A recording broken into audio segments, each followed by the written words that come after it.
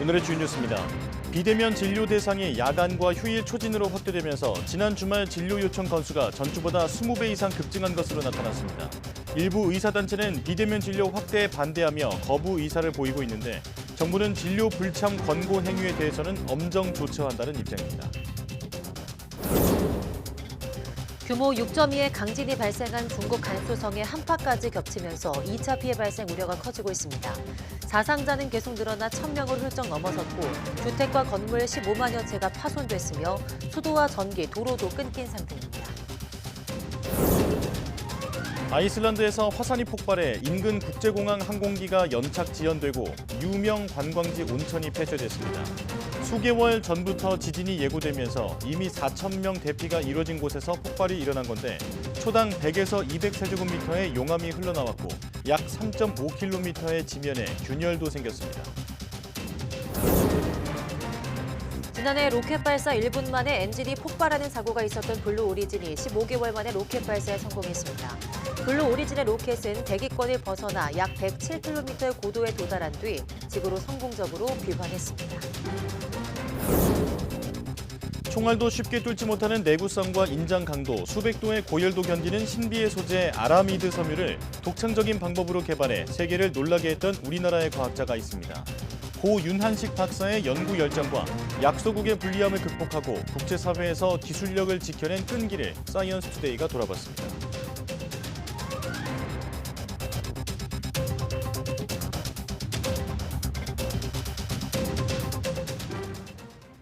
여러분 안녕하십니까? 사이언스 투데이 시작합니다. 2010년 화산재가 유럽 하늘을 뒤덮었던 악몽이 선명한 곳 아이슬란드에서 화산이 또 폭발했습니다. 이번 화산 폭발로 인근 국제공항 항공기가 연착하고 유명 관광지 온천이 폐쇄되며 주민 4,000명이 긴급 대피했습니다. 서봉국 기자입니다. 짙은 어둠을 뚫고 용암이 마치 살아있는 듯 용솟음칩니다. 아이슬란드 남서부 레이캬네스 반도에 위치한 그린다비크 인근 화산이 폭발한 겁니다.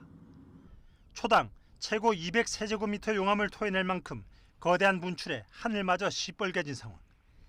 인근 케플라비크 국제공항에 항공기가 연착하거나 출발이 지연됐고 그린다비크 북쪽 유명 관광지인 블루라군 온천도 일시 폐쇄됐습니다. Now there's an eruption here near Grindavik and we have cleared the town and the area and now we're just securing the area and closing every roads to the area. This place in this time and just being able to see this natural phenomenon happen, just seeing lava emerge from the ground. 최고 100m 높이의 용암 불기둥과 폭발로 인해 생긴 지면 균열만 약 3.5km. 앞서 화산 폭발을 예측한 아이슬란드 당국은 지난달 비상사태를 선포하고 그린다비크 주민 4,000명을 대피시켰습니다. 지구상에서 가장 화산 활동이 활발한 지역 중 하나인 아이슬란드. 2010년에는 에이아프랄라이오쿨 화산 폭발로 유럽 하늘이 화산재로 뒤덮이는 대혼란을 빚었습니다. 2014년 8월에는 동부화산 활성화로 최고 단계인 적색 경보가 발령됐고 2021년 3월에도 화산이 폭발했습니다. 레이카네스 반도에서는 몇 년간 여러 차례 분화가 있었지만 최근에는 하루 1,000번에 이르는 지진파가 감지되는 등 화산 활동이 특히 활발했습니다. YTN 서봉국입니다. 중국 서북부 간수성 지진 관련 사상자 수가 1,000명 이상으로 늘어났습니다. 중국 당국은 20일 오전 9시 기준 간수성 지스산현과 칭하이성 하이둥시에서 파악된 사망자 수가 131명이라고 밝혔습니다. 부상자는 980명, 실종자는 16명으로 집계됐습니다. 앞서 현지 시각 18일 밤 11시 59분 간수성 린샤후이족 자치주 지스산현에서 규모 6.2의 지진이 발생했습니다. 올해 들어 매독이나 임질 같은 성매개 감염병이 3만 4천여 건 발생해 작년보다 5% 넘게 늘어났습니다. 질병관리청에 따르면 의료기관과 보건소의 신고 자료를 바탕으로 표본 감시한 결과 올해 들어 11월까지 성매개 감염병 누적 발생 건수는 3만 4,708건으로 지난해 같은 기간보다 5.6% 증가했다고 밝혔습니다. 특히 보건당국이 감염병 등급을 상향 조정한 매독의 경우 올해 누적 환자 신고가 386건으로 1년 전보다 3.5% 높아졌습니다. 성별로 보면 남성이 68.9%, 여성이 31.1% 신고됐습니다. 연령별로는 20대와 30대가 가장 많았고 다른 연령대와 달리 60대 이상에서는 여성이 남성보다 많았습니다. 비대면 진료 대상이 야간과 휴일 초진으로 확대되면서 지난 주말 진료 요청 건수가 급증한 것으로 나타났습니다. 비대면 진료 플랫폼인 닥터나우는 비대면 진료 보완 방안이 시행된 지난 15일 이후 주말과 휴일 이틀 동안 진료 요청이 4천 건을 넘어서 일주일 전보다 20배 이상 늘었다고 밝혔습니다. 또 다른 플랫폼인 나만의 닥터 역시 하루 10건 정도에서 15일부터 4일 동안 2,000건 넘게 증가했다고 밝혔습니다. 이와 관련해 대한개원의협의회와 산부인과 의사회 등 몇몇 의사단체는 비대면 진료 확대 시범 사업에 반대하며 거부 의사를 보이고 있습니다. 보건복지부는 비대면 진료 불참 권고는 사실상 부당한 제한 행위라며 공정거래위원회와 협의에 위법할 경우 엄중 조처하겠다고 경고했습니다. 지난해 아빠 육아휴직자가 처음으로 5만 명을 넘어섰습니다. 통계청은 지난해 8살이나 초등학교 2학년 이하의 자녀를 돌보기 위해 아빠가 육아휴직을 시작한 경우가 5만 4,240명으로 한 해 전보다 28.5% 늘었다고 밝혔습니다. 이에 따라 아빠 휴직자 비중은 27.1%로 1년 새 3%포인트 상승했습니다. 아빠 육아휴직 증가에 힘입어 지난해 총 육아휴직자는 한 해 전보다 14.2% 증가한 19만 9,976명으로 집계됐습니다. 이 같은 증가율은 2011년 이래 11년 만에 최대 증가폭입니다. 특히 지난해 3+3 부모 육아휴직제가 시행되면서 출생한 부모가 함께 육아휴직을 하는 경우가 12,800여 건으로 한 해 전보다 2.2배 늘었습니다. 3+3 부모 육아휴직제는 자녀 나이가 12개월 이내일 때 부모가 동시에 혹은 순차로 육아휴직을 하면 첫 석 달에 대해서 부모 각각의 육아휴직급여를 통상 임금의 100%로 지급하는 제도입니다.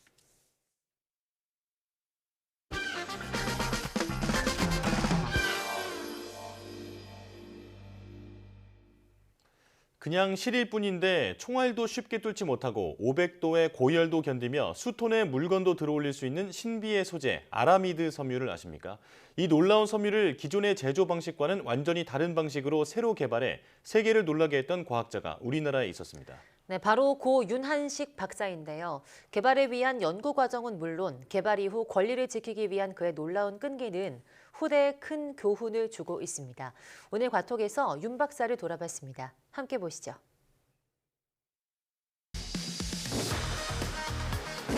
총알도 뚫지 못하는 강도. 500도씨의 불 속에서도 타거나 녹지 않는 내열성. 5mm 굵기의 가는 실로도 2톤의 무게를 들어올릴 수 있는 엄청난 인장 강도. 이 모든 특징을 가진 슈퍼 섬유. 일명 기적의 섬유로 불리는 아라미드 섬유다. 우주항공, 정보통신, 국방 등 다양한 산업에서 활용되는 고부가 소재 아라미드를 독보적인 방식으로 개발하고 펄프가 생성되는 자연의 메커니즘을 밝혀 국제학계에 충격을 던져준 인물. 세계적인 섬유공학자 고 윤한식 박사의 이야기를 만나본다. 1961년 부산. 자, 그래서 이게 이제 만류 인력의 법칙이에요. 이 뉴턴이 개발한 거, 중력으로 떨어지는 거, 그지? 어이, 거기!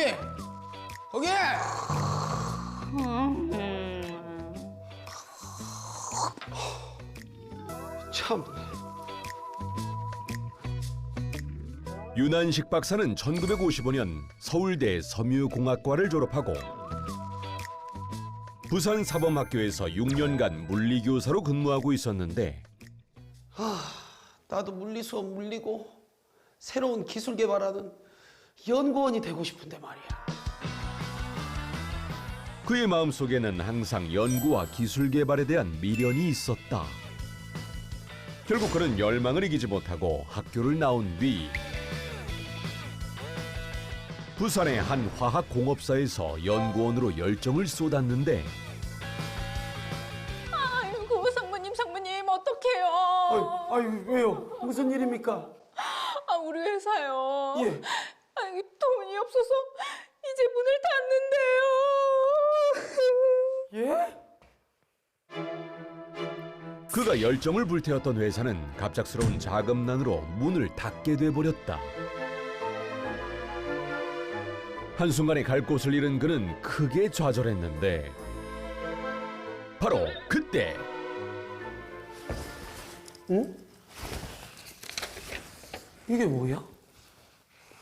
산업기술연구개발을 목표로 인재를 영입?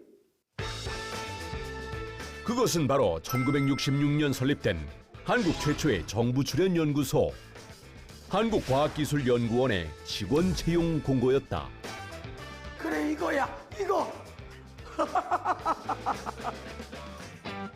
다년간 기업 현장에서 연구개발 경험을 쌓은 윤 박사는 바로 연구원으로 들어가게 됐고 자신의 전문 분야인 섬유공학 연구에 매진할 수 있었는데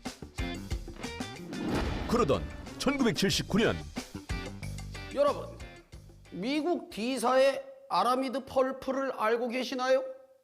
마모도 잘 안 되고 고온에 견디는 능력이 뛰어나 자동차나 엘리베이터의 소재로 쓰인다고 합니다. 우리 연구팀도 이제 이렇게 다양한 분야에 쓰일 수 있는 섬유를 개발했으면 합니다. 그렇게 윤 박사 팀은 아라미드 섬유의 국산화를 위해 연구를 시작했는데 그렇게 3년의 시간이 흐르고 아니, 이럴 수가. 왜요, 박사님? 이거 좀 봐봐요. 화학 반응을 일으켰더니 실이 저절로 형성됐어요. 새로운 공정으로 아라미드 펄프 생산에 성공한 윤 박사 팀. 먼저 개발된 D사의 아라미드 펄프는 실 분자가 서로 이어지지 않아 황산 처리를 거친 뒤 가는 구멍으로 뽑아내는 방식이었다. 반면 윤 박사의 아라미드 펄프는 마치 양털처럼 분자들이 자연스럽게 성장해 실을 형성하는 방법이었는데 정말 이 실이 아라미드 펄프 같은 기능을 하는지 한번 실험을 해봅시다. 네. 비장한 마음으로 시작한 실험.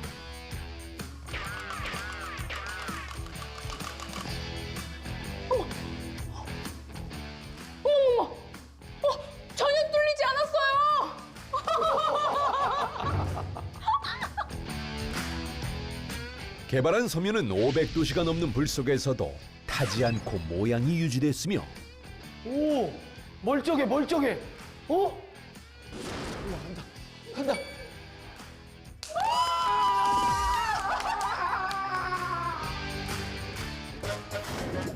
이런 연구 성과는 세계적 학술지인 네이처에도 실렸는데 윤 박사의 아라미드 펄프는 기존 아라미드 펄프와 같이 뛰어난 성능을 가진 것은 물론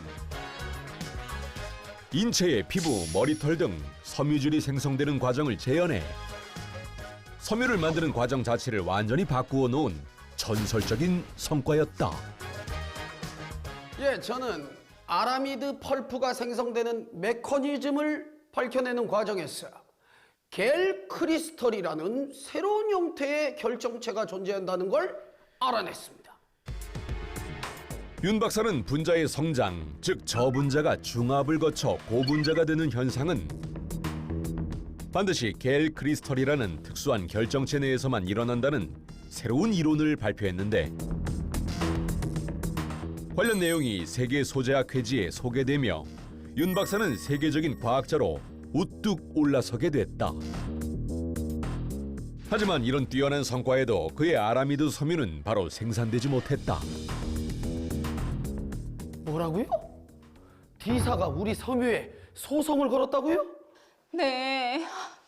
아, 저번에 우리 기술을 구매한다고 해서 거절했더니 이번엔 우리가 자신들의 기술을 도용했다면서 특허 소송을 냈어요.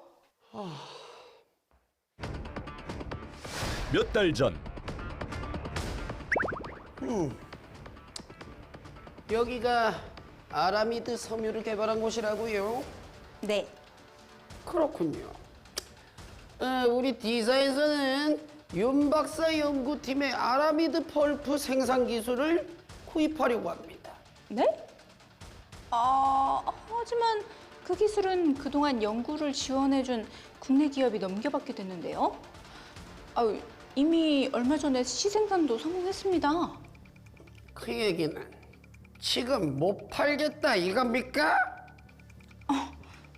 네. 지금 그 말 후회하게 해주겠어.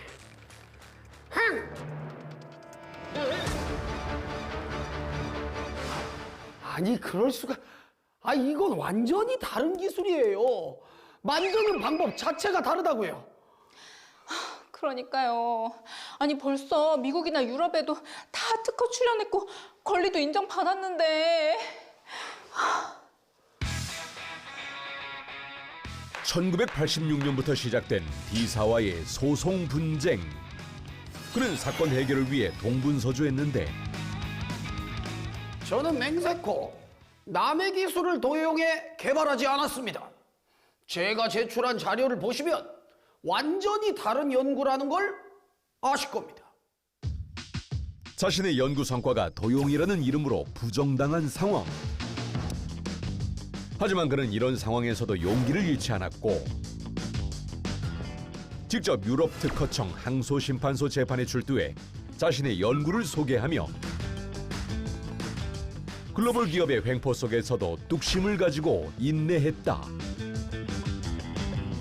그렇게 5년간 끈질기게 그를 괴롭혀온 이 사건은 1991년 12월 유럽 특허청이 윤 박사 연구의 독창성을 인정하면서 마무리됐다. 제 좌우명은 쉬지 않고 하면 언젠가는 꿈이 이루어진다입니다. 이번 사건을 겪으면서 무엇인가에 끈기 있게 매달리면 반드시 무언가를 이룰 수 있다는 걸 다시 한번 확인했습니다. 그렇게 끊임없는 연구와 창조의 과정을 즐겼던 천생 연구자 윤한식 박사. 그는 1984년 국민훈장 목련장을 받았고 1985년엔 제1회 올해의 과학자상 수상, 1992년엔 뉴욕 과학아카데미 회원에 추대됐다. 또한 과학기술자 공로연금의 제1호 종신수혜자가 되는 영광도 얻게 됐다. 그리고 지난 2008년 79세의 나이로 별세한 윤 박사는 올해 5월 과학기술 유공자로 선정되며 다시 한번 우리나라를 빛낸 과학자로 이름을 올리게 됐다. 남이 시켜서 하는 연구는 노역입니다. 신바람 나는 연구, 하고 싶어 하는 연구가 돼야 1등이 나올 수 있습니다. 어려운 환경에서도 연구에 매달렸던 천생 과학자. 한평생을 바쳐 기적의 섬이라 불리는 아라미드 펄프를 개발해 세계적인 과학자로 올라선 윤한식 박사. 불꽃처럼 뜨겁게 타올랐던 그의 연구 열정은 현재까지도 후학들에게 큰 울림을 주고 있다.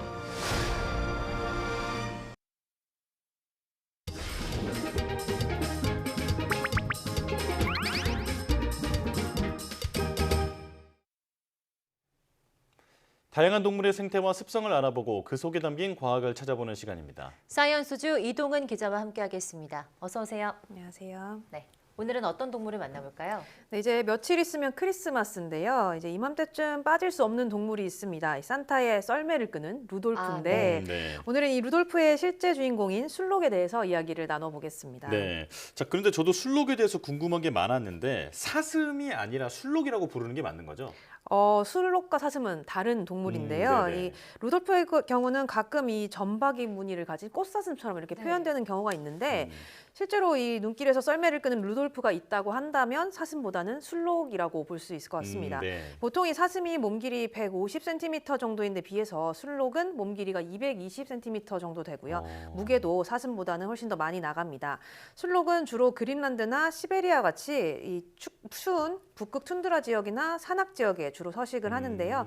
북극 지방 사람들에게는 뭐 이동 수단이 되기도 하고 또 가죽이나 고기 등을 공급해주는 아주 중요한 역할을 해왔습니다. 아, 네, 사슴과 술록 좀 비슷하지 않을까 생각했는데 생각보다 좀 크기나 무게에서 차이가 있는 것 같은데요. 근데 루돌프 하면 저희가 항상 빨간 코를 생각하잖아요. 근데 술록의 코가 실제로 빨갛다고요? 네, 맞습니다. 이 술록은 그냥 눈으로 봐도 코가 빨간 편인데요.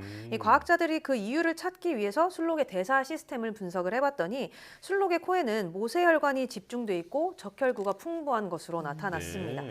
실제로 이 술록의 코에 있는 모세혈관은 1제곱밀리미터에 20개 정도로 사람보다 25%나 더 많았는데요. 이 사람이 추우면 코가 빨개지잖아요. 네. 그러니까 이 모세혈관이 더 많은 술록은 코 주위에 혈액이 모이면서 원래 빨갛던 코가 더 빨개질 가능성이 큰 겁니다.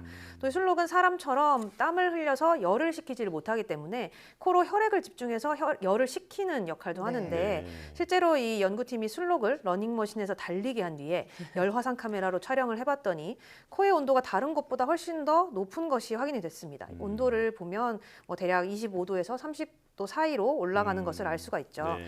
이렇게 코가 열을 모으기도 하고 또 식혀주기도 하면서 이 술록이 극한의 추위에서 잘 달릴 수 있는 어떤 원동력이 되기도 하는데요. 이 모세혈관이 많으면 전달되는 산소량도 늘어나면서 온도 조절에 도움을 주기 때문에 땀을 흘리지 않는 이런 술록한테는 이 몸 전체의 온도를 유지하는데 이 코가 큰 역할을 한다고 합니다. 네, 우리가 아는 것처럼 술록의 코가 밤길을 밝히는 역할을 하는 건 아니지만 실제로 술록의 이 몸에는 아주 중요한 역할을 하는 거였네요. 네, 맞습니다. 사실 이 술록이 겨울철 밤길에도 길을 잃지 않고 뭐 썰매를 끈다거나 이렇게 움직일 수 있는 것은 코보다는 눈의 역할이 큰데요. 이 술록은 사람이 볼 수 없는 자외선을 감지할 수가 있습니다. 네. 동물에게는 이 어두운 곳에서도 잘 볼 수 있도록 망막에 일종의 반사판 같은 것이 있는데 술록은 이 반사판의 색깔을 계절에 따라 바꿀 수가 있는데요. 눈이 황금색을 띠다가 여름에는 황금색을 띠다가 겨울에는 파란색으로 이렇게 바뀌게 됩니다. 예. 이 술록이 사는 북극 지역은 겨울에 해가 지평선 아래에 있기 때문에 햇빛이 대부분 청색광인데 반사판 색이 바뀌면 청색광을 더 잘 받아들일 수 있게 되고요. 또 이 자외선도 잘 흡수할 수 있게 되는 겁니다. 이렇게 술록의 눈 색깔이 달라지는 것은 이 반사판의 미세한 구조 때문인데 술록 눈에 있는 반사판은 콜라겐 섬유 다발로 되어 있는데요. 이 미세 구조물이 겨울에는 더 촘촘하게 발달되기 때문에 빛을 더 잘 흡수할 수 있게 되는 겁니다.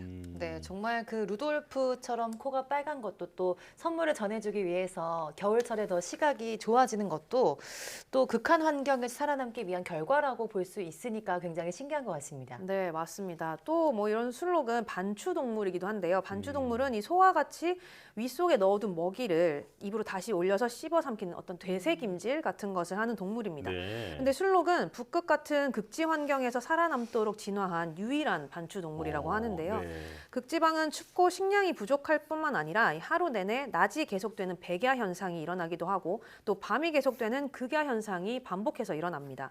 근데 이 술록의 게놈을 분석해 봤더니 비타민 D의 대사 능력이 아주 뛰어난 것으로 나타났는데요. 다시 말해서 이렇게 긴 낮과 긴 밤이 이어지는 불규칙한 이런 극지 환경에서 일사량이 적어도 신체 리듬이 적응할 수 있도록 발달했다고 볼 수 있을 것 같습니다. 네, 아주 적응력이 뛰어난 동물이라는 생각이 드는데요. 자, 이런 극한 환경에서 살아남으려면 먹이를 구할 뿐 아니라 또 천적을 피하는 방법도 나왔어야 할 것 같아요. 네, 맞습니다. 그래서 술록에게는 자신의 무리를 지키는 아주 독특한 방법이 있는데요. 술록의 태풍이라고 불리는 집단 행동입니다. 이 2년 전 한 사진 작가가 지금 보시는 것처럼 러시아에서 드론으로 이런 움직임을 촬영을 했는데 네. 이 수많은 술록대가 모여서 원을 그리며 도는 모습을 볼 수가 있습니다. 술록은 위험을 감지하면 이렇게 아주 어린 새끼들이나 암컷을 가운데에 두고 수컷들이 둘러싸듯이 회전을 하면서 빠르게 달린다고 합니다. 예. 이 술록은 보통 몇백 마리 정도가 무리를 지어서 먹이를 찾아서 이동을 하다가 봄철이 되면 최소 5만 마리에서 많게는 50만 마리까지 와. 거대한 무리를 이루게 되는데 이렇게 함께 원을 이루어서 움직일 때는 최고 속도가 시속 80km에 달한다고 합니다. 그러니까 이렇게 수많은 술록이 빠르게 달리면서 새끼들을 보호하고 있으니까 아무리 강한 포식자라도 뛰어들 수가 없는 거죠. 아, 그렇군요. 네, 그럼 술록이 극한 지역에서 먹이는 또 어떻게 구하는 걸까요? 이 술록의 먹이는 주로 이끼나 조류 같은 지으류라고 합니다. 그런데 이 북극과 같이 척박한 환경에서는 지으류가 이렇게 뭐 많은 동물들의 먹잇감이 되기도 하는데 최근에는 이런 술록도 습성에 좀 변화가 생겼다 이런 연구 결과가 나오기도 했습니다. 이 노르웨이 연구팀이 북극 스발바르 제도에 사는 술록 2,200마리에게 이 위치 추적 장치를 부착을 한 뒤에 관찰을 해봤는데 술록들은 이 눈 대신에 비가 내려서 이 땅 위에 얼음층이 생기게 되자 이 땅속 식물과 이끼를 먹을 수 없게 되었고요. 그 대신에 다시마 같은 해조류를 먹는 것으로 나타났습니다.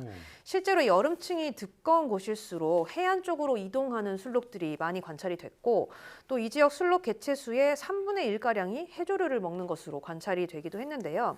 연구팀은 이렇게 해조류의 영양가가 육상식물과 비슷하긴 하지만 이것만 먹고는 살 수 없을 것으로 보인다면서 이 술록의 주식량이라기보다는 어떤 보조적인 에너지 섭취원일 것이다 이렇게 설명을 했습니다. 결국은 이 지구 온난화로 인해서 이상기후 현상이 발생을 하면서 땅속 식물이 줄어들고 해조류는 늘어나게 됐고요. 이 술록은 나름대로의 어떤 적응 방법을 찾았다 이렇게 볼 수가 있겠죠. 네, 사실 그동안 소개했던 동물들은 다 기후변화 때문에 뭐 서식지가 사라지고 있다 이런 암울한 소식만 들었었는데 네. 지금 적응을 잘하는 걸 보니까 기특하게 느껴지기도 합니다. 네. 자, 그런데 기후변화로 인한 피해도 있겠죠? 네, 맞습니다. 실제로 지난 2019년에는 이 북극해의 기후변화로 이 스발바르 제도에서 200마리가 넘는 술록이 한 번에 굶어 죽는 일도 있었습니다. 예. 과학자들이 이곳에서 술록을 관찰한 지 40년 만에 이런 일은 처음 있었다고 하는데요. 이 전년도인 2018년 말쯤에 스발바르 제도에는 기온이 아주 크게 오르면서 많은 비가 내렸고 이 빗물이 얼어붙으면서 이전보다 두꺼운 얼음층이 만들어졌습니다. 그러니까 술록이 얼음에 덮인 풀을 뜯어먹지 못하고 해초 등으로만 버티다가 결국은 굶어 죽게 된 것이죠. 예. 기후변화의 영향은 이 술록의 크기에서도 엿볼 수 있다고 하는데요. 이 산타 마을로 잘 알려진 핀란드 라플란드에서는 술록들이 점점 작아지고 있다 이런 연구 결과가 있습니다. 영국 연구팀이 1994년에 태어난 술록의 평균 무게를 재봤더니 55kg 정도로 나타났는데 이후에 2012년에 태어난 술록은 48kg 정도로 이 18년 사이에 13% 정도 몸무게가 줄어든 것으로 나타났습니다. 연구 당시에 이 라플란드의 기온이 150년 사이에 1.5도씨 정도 올라갔는데 마찬가지로 술록이 제대로 먹이를 먹지 못하게 되면서 몸집을 점점 줄이는 방향으로 이렇게 변해갔다고 볼 수 있을 것 같습니다. 네, 역시 술록이 사는 지역이 또 북극 지역인 만큼 기후 변화를 피해갈 수 없는 것 같습니다. 네, 맞습니다. 하지만 앞서 우리가 살펴본 것처럼 술록은 자연에 아주 빠르게 적응하는 동물이기도 하잖아요. 최근에는 조금 긍정적인 관찰 결과도 나오고 있습니다. 많은 북극 지역 술록이 물론 위기에 처해 있지만 이 스발바르 술록의 경우는 오히려 개체수가 늘어났다 이런 보고가 있는데 네. 핀란드 연구팀이 조사를 해봤더니 이 스발바르 술록은 땅 위에 있는 풀이나 이끼류를 먹기가 힘들어지니까 식단을 아예 바꾼 것으로 나타났습니다. 이들의 새로운 먹이가 그라미노이드라는 식물인데요. 네. 이 식물은 줄기가 위로 뻗기 때문에 얼음이 1cm 정도 쌓여 있어도 이걸 뚫고 나와서 동물이 먹을 수 있을 만큼 자란다고 합니다. 또 영양분도 술록이 겨울을 버틸 수 있을 만큼 풍부하다고 하는데 많은 곳에서는 온난화로 인해서 술록이 좀 고통을 받는 것은 사실이지만 이렇게 변화에 적응해가는 모습도 관찰되고 있다 이렇게 연구팀은 설명을 했습니다. 예. 자, 오늘은 크리스마스를 앞두고 루돌프 술록에 대해서 알아봤는데 알면 알수록 매력적인 동물이라는 생각이 들었습니다. 이동훈 기자와 함께했습니다. 고맙습니다.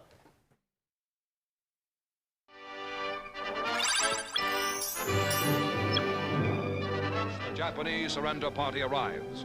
They are headed by aged Mamoru Shigemitsu, foreign minister of the Japanese surrender cabinet, who was wounded by a Korean patriot in Shanghai years ago and walks on an artificial leg.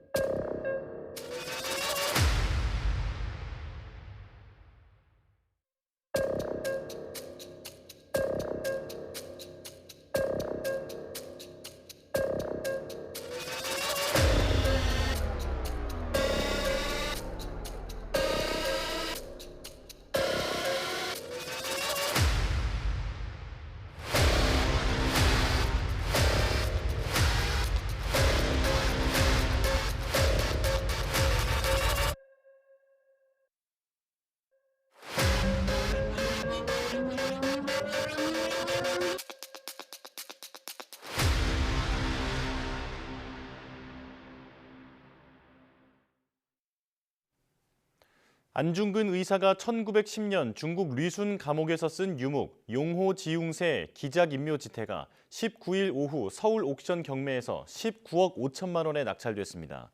용과 호랑이의 웅장한 모습이 어찌 지렁이와 고양이 모습에 비하겠는가라는 내용의 이 유목은 추정가 5억에서 10억 원을 크게 뛰어넘는 높은 가격의 새 주인을 찾았습니다.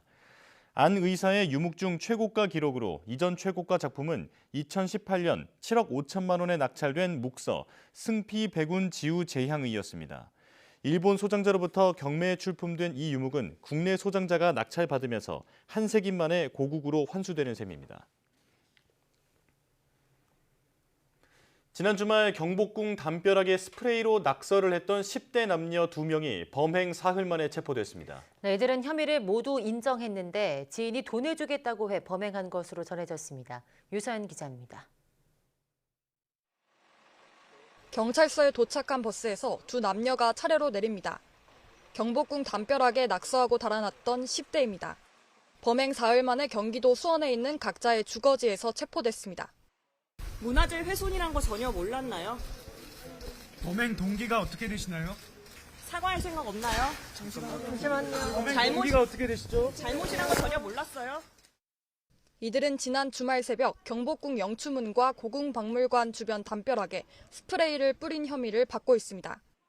불법으로 영상을 공유하는 사이트 주소와 영화 공짜라는 글자를 썼는데 서울경찰청 담장에서도 같은 낙서가 발견됐습니다.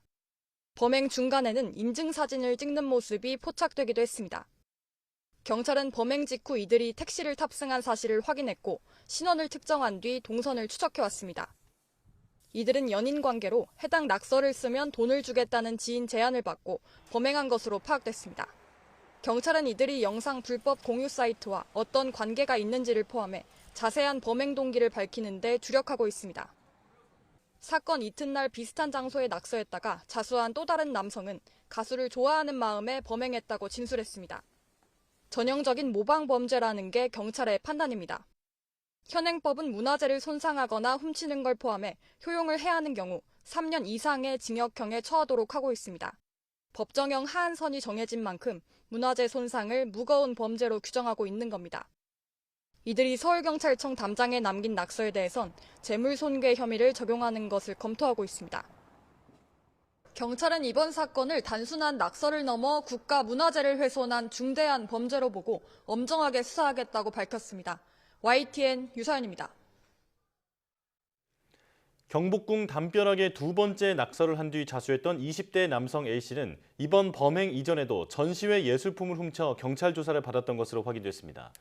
이 남성은 경복궁역 인근 미술관에서 전시된 예술작품이었던 모자를 훔쳐 달아난 혐의로 지난달 경찰에 붙잡혀 조사를 받았습니다. A씨는 검찰 단계에서 기소유예 처분을 받은 것으로 파악됐습니다. YTN 취재 결과 A씨는 훔친 물건을 중고거래 사이트에 올렸다고 인증하는 사진과 범행 과정, 경찰 조사까지 자신이 운영하는 블로그에 적은 것으로 확인됐습니다. 이와 함께 A씨는 경복궁 담벼락 낙서 범행 뒤 블로그에 사진과 함께 곧 천막이 쳐지고 마감된다면서 자신의 전시회에 오라고 썼습니다. 20일 새벽에는 낙서일 뿐인데 다들 너무 심각하다며 자신은 예술을 한 것일 뿐이라는 글도 올렸습니다.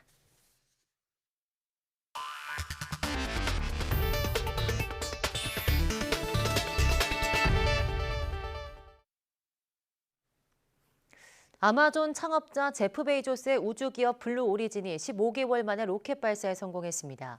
블루 오리진은 현지 시각 19일 오전 10시 42분 미 텍사스주 벤혼 발사장에서 뉴 셰퍼드 로켓을 쏘아 올렸고 로켓은 우주의 경계라고 여겨지는 약 66.5마일 고도에 도달한 뒤 지구로 성공적으로 귀환했습니다. 이번 성공으로 부진하던 우주 관광 사업 재개에 속도를 낼 수 있게 된 블루 오리진 측은 곧 다음 승무원의 탑승을 기대하고 있다고 밝혔습니다. 일론 머스크의 스페이스X 등과 민간 우주 사업에서 경쟁 중인 블루 오리진은 그동안 여러 차례 상업 비행에 성공했으며 2021년 7월 베이조스도 이 로켓을 타고 우주 관광을 다녀왔습니다. LG화학이 북미 지역 최대 규모의 2차 전지 양극재 공장 건설에 들어갔습니다. LG화학은 현지 시간 19일 미국 테네시주 클락스빌에서 전기차 배터리 핵심 부품인 양극재 공장 착공식을 열었습니다. LG화학은 170만 제곱미터 부지에 1단계로 2조 원을 투자해 연간 6만 톤 규모의 양극재 공장을 건설할 계획입니다. 착공식에 참석한 빌리 테네시 주지사는 주 차원의 최대 외국인 투자를 결단해준 LG화학에 감사한다고 밝혔습니다. 신학철 LG화학 부회장은 클락스빌 공장은 미국에서 첫 번째로 세워지는 대규모 양극재 공장이라며 그 자체로 상당한 의미가 있다고 설명했습니다. 해마다 가파르게 증가하는 해외 직구 제품의 통관 처리를 담당할 새 통합검사센터가 문을 열었습니다. 기존보다 2배 많은 물량을 처리하면서 마약, 밀반입 등을 단속할 검사 시설은 한층 강화됐습니다. 김태민 기자입니다. 우리나라에서 두 번째로 큰 컨테이너 항만인 인천항입니다.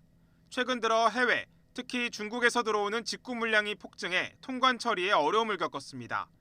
인천항으로 들어오는 해외 직구 물품은 지난 2020년 990만 개에서 올해 1,600만 개까지 늘어났습니다. 이런 문제를 해결하기 위해 항만 곳곳에 흩어진 세관 시설을 한데 모은 통합검사센터가 문을 열었습니다. 관세청 개청 이래 최대 규모의 건축 사업이자 인천항 지역 세관 검사 시설을 모두 통합하여 한 곳에서 처리할 수 있는 관세청의 수건 사업이었습니다. 해외 직구 물품을 처리하는 특송 물류센터에는 엑스레이 검사 시설을 2배 가까이 늘려 배치했고 자동 분류 설비도 도입했습니다. 덕분에 1년에 처리하는 물량이 기존 1,200만 개에서 2,200만 개까지 확대될 전망입니다. 마약, 폭발물 등 범죄 의심 물품을 전담으로 검사하는 시설도 새로 확충했습니다. 세관의 어떤 검사 목적을 달성하기에 공간이 되게 협소했습니다. 별도의 세관 전용 검사장이 있고 여기에서는 이제 총포, 도금, 마약류 등 불법 물품에 대해서 정확한 검사와 함께 국민 안전 확보가 예상됩니다. 특히 통합검사센터가 자리 잡은 전자상거래 특화구역에 업체 입주가 마무리되면 시너지 효과는 한층 더 커질 전망입니다. 내년 1월부터 통합검사센터가 본격 가동을 시작하면 앞으로 해외 직구 상품의 통관 절차는 더 빠르고 촘촘해질 전망입니다. YTN 김태민입니다. 수도권을 30분 생활권으로 연결할 GTX-A가 최고 속도를 내며 본격적인 시범 운행에 들어갔습니다. 강속구보다 빠른 속도로 달린 GTX-A는 19분 걸린다던 수서에서 동탄 구간을 17분여 만에 주파했습니다.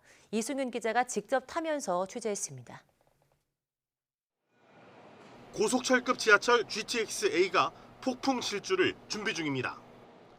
저는 현재 시범 운행 중인 GTX-A에 타고 있습니다. 정부가 평소 버스로 79분 걸리는 수서 동탄 구간을 이 GTX를 타면은 19분 만에 연결할 수 있다고 공언했는데요. 실제로 얼마나 걸리는지 저희가 측정해 보도록 하겠습니다.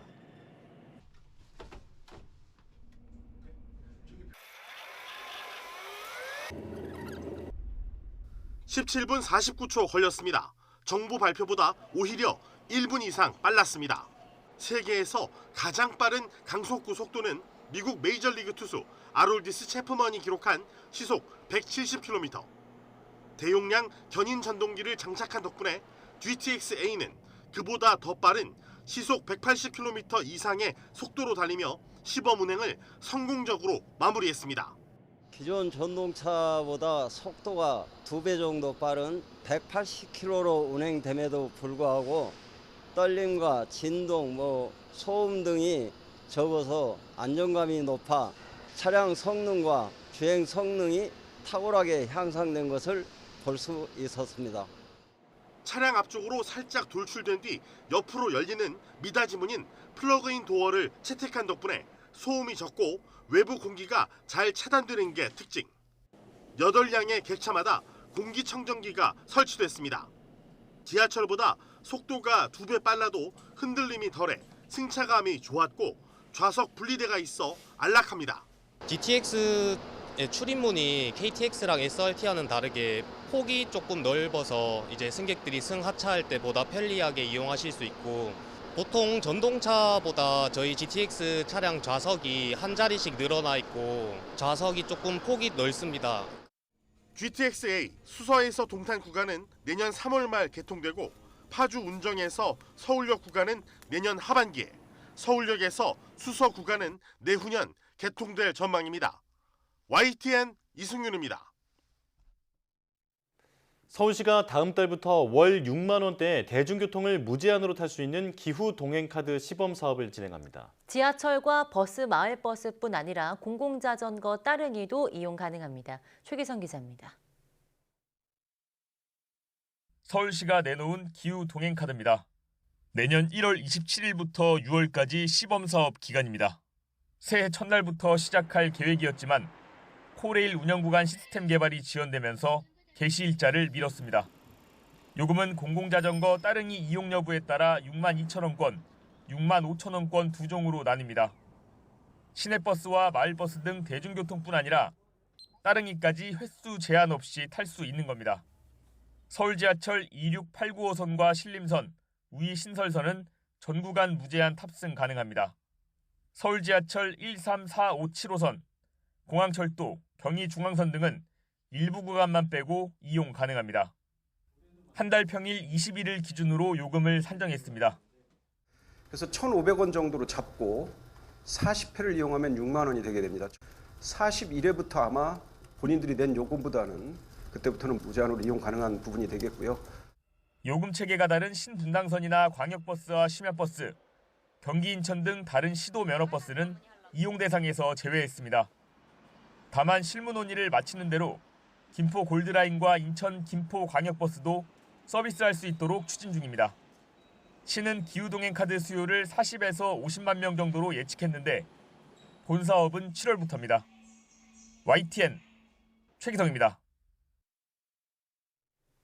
개인적으로 발생한 사고를 업무 중 다친 것으로 속이는 등 부정한 방법으로 산업재해를 인정받은 사례가 무더기로 적발됐습니다. 집에서 넘어져 다쳤는데 수천만 원 산재보험금을 챙기고 음주운전 사고를 산업재해로 꾸민 경우도 있었습니다. 김평정 기자입니다. 병원 근로자 A씨는 집에서 넘어져 다치고도 산재보험금 5천만 원을 챙겼습니다. 병원 관계자에게 부탁해 사무실에서 사고당했다고 서류를 꾸몄기 때문입니다. 배달 노동자 B씨는 술 마시고 오토바이를 운전하다 발생한 사고를 배달 도중 당했다고 속여 1,000만 원을 받았습니다. 이렇게 업무 외 사고를 업무 중 다친 것으로 조작하는 등 부정한 방법으로 산업재해를 인정받은 사례가 무더기로 적발됐습니다. 고용노동부가 지난달부터 조사한 결과 부정수급 사례 117건을 확인했고 이렇게 타는 산재보험금은 60억 원에 달했습니다. 감사 중간 결과에서 확인된 각종 부정수급 사례, 제도상 미비점은 산재기금의 불필요한 지출을 유발하여 기금의 재정 건전성 악화로 이어지고 이는 결국 미래 세대의 부담이 될 것입니다. 증상 자체가 가짜인 이른바 나이롱 환자도 대거 확인됐는데 추락사고로 양쪽 다리가 완전히 마비됐다는 환자가 실제로는 휠체어 없이 멀쩡히 걷다가 적발됐습니다. 고용노동부는 부정수급 당사자와 공모자를 상대로 2배 이상 환수하거나 형사고발 등을 조치할 계획입니다. 또 산업재해가 인정된 환자 가운데 6개월 이상 장기 요양 환자가 절반 가까이 되고 진료 연장 승인율이 99%에 이르는 점을 들어 산재보험 제도에 구조적 병폐가 있다고 보고 개선하기로 했습니다. 다만 노동계는 산재 인정과 보상은 여전히 어렵고 부족하다며 정당한 피해자까지 이른바 산재 카르텔로 모는 것 아니냐며 반발하고 있습니다. 정부는 산재보험에 대한 감사를 이달 말까지 한 달 더 연장하고 제도 전반에 대한 강도 높은 점검을 할 계획입니다. YTN 김평정입니다. 공정거래위원회가 플랫폼 기업의 독과점 규제를 위한 법안 마련에 들어갔습니다. 유럽처럼 사전 규제로 약자를 보호하겠다는 건데요. 우리 기업만 옥죄는 이중 규제라는 반발이 잇따라 과정이 순탄치 않아 보입니다. 이승은 기자입니다. 카카오 모빌리티는 독점적 점유율을 바탕으로 배차 알고리즘을 조작해 자사 가맹 택시를 우대해왔습니다. 구글은 자신과 거래하는 게임사들이 원스토어에 앱을 출시하지 못하도록 방해했고 그 과정에서 독점력은 강화됐습니다. 독과점 플랫폼의 갑질은 결국 수수료 인상과 소비자 부담으로 이어집니다. 공정거래위원회는 가칭 플랫폼 공정경쟁 촉진법을 제정해서 독과점 플랫폼 기업을 사전 규제하기로 했습니다. 카톡이나 네이버, 유튜브 등 시장을 좌우하는 주요 플랫폼을 지배적 플랫폼 사업자로 지정해 금지 행위를 미리 정하고 부당 행위가 발생하면 신속하게 제재하겠다는 겁니다.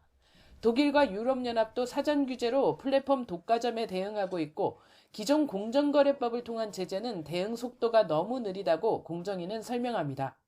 이들에 대해서는 자사 우대, 끼워 팔기, 멀티 호밍 제한, 최애 대우 요구 등 플랫폼 시장에서 빈번하게 나타나는 4가지 반칙 행위를 금지하고자 합니다.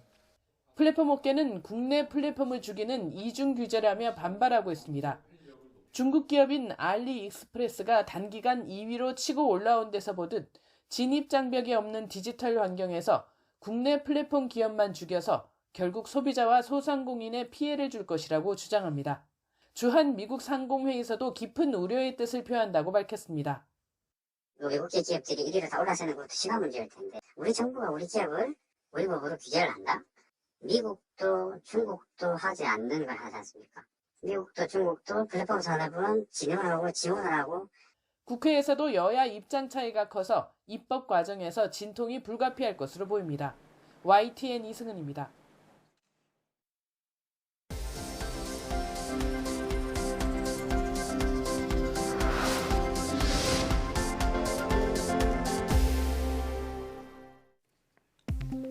국내 연구진이 전압에 따라 물 분자의 움직임이 바뀌는 현상을 세계 최초로 관측했습니다. 기초과학연구원 IBS 연구팀은 금속 전극 표면에 물 분자를 흡착하고 레이저를 쪼였을 때 발생하는 신호를 분석해 물 분자의 움직임을 천조분의 1초 단위로 탐지했다고 밝혔습니다.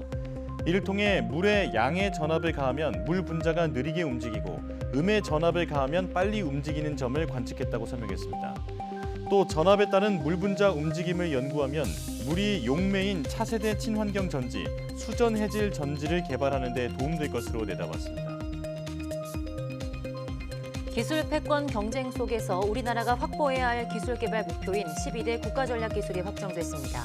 확정된 분야는 반도체, 디스플레이, 2차 전지, 첨단 모빌리티, 원자력, 첨단 바이오, 우주항공, 해양, 수소, 사이버 보안, 인공지능, 통신, 첨단 로봇 제조, 양자로, 지난해 10월 국가과학기술자문회의에서 전략적 가치가 높은 분야로 선정된 기술입니다. 국가전략기술은 과기정통부 장관 고시로 확정되며 토격차 기술 확보를 목표로 특별법상 다양한 정책 지원을 통해 육성됩니다.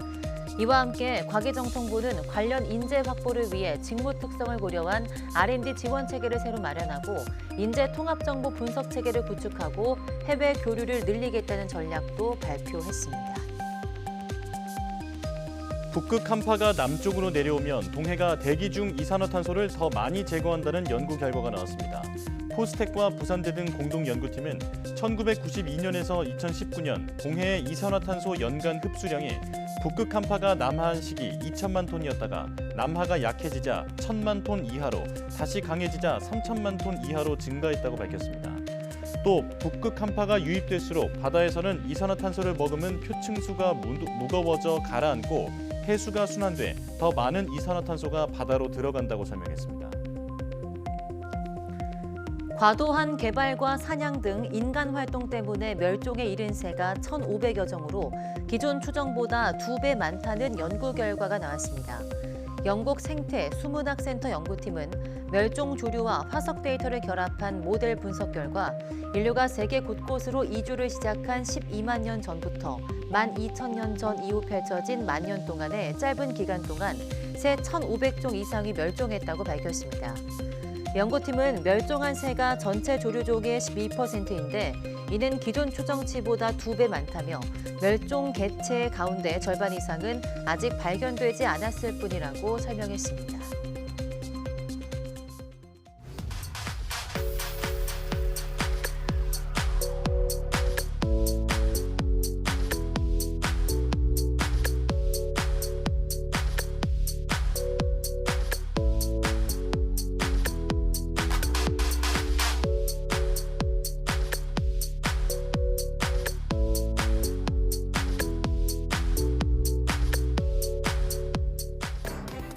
전국이 꽁꽁 얼어붙으며 이제 강원을 넘어서 서울을 비롯한 전국 곳곳에 한파특보가 발표됐습니다. 네, 이 같은 강력한 추위 속 눈이 내리는 지역도 있는데요.